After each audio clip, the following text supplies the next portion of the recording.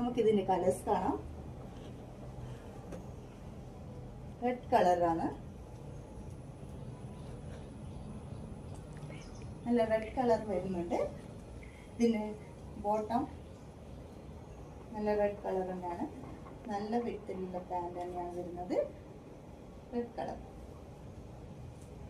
Next വരുന്നത് black കളറാണ്.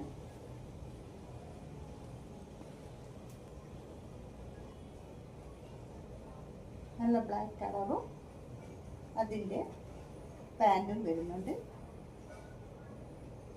A-line top.